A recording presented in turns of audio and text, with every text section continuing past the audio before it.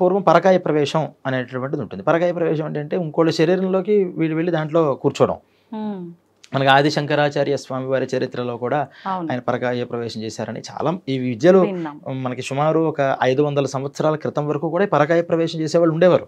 తర్వాత కూడా అంటే మనుషుల్లోకి డైరెక్ట్గా కాకపోయినా చిన్న చిన్న పక్షుల్లోకి వాటిలోకి ఏదైనా చిన్న జీవరాశులు మరణిస్తే వాటిల్లోకి పరకాయ ప్రవేశం చేసేవాళ్ళు ఒక 200 years బ్యాక్ కూడా ఉన్నారు. ఇప్పుడు కూడా ఉండొచ్చు ఎక్కడైనా. అంటే అలా వేరే మనుషులు కాకుండా వేరే జీవి మరణించే సమయంలో అయినా అలానే ఉంటుంది.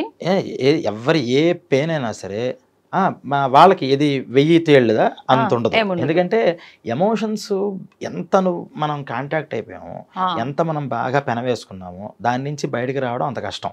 మరి పశువులకి పక్షులకి అంత రిలేషన్స్ ఉండవు. వాళ్ళకి ఏంటంటే ఇంకా చెప్పాలి అంటే mother father wife husband relations కూడా వాటికి లేవు.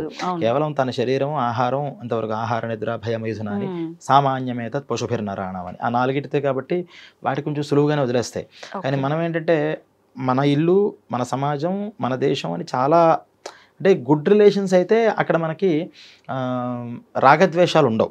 అంటే నిజంగా ప్యూర్ లవ్ అంటే ఏంటి? ఇప్పుడు చాలామంది లవర్స్ ఉన్నారు కదా, వీళ్ళంతా లవ్ చేస్తూనే ఉంటారు. లవ్ అంటే ఏంటంటే రాగద్వేషాలు లేదు. ఆ మనిషి అంటే నాకు ఇష్టం, ఆ మనిషి సుఖంగా ఉండాలి,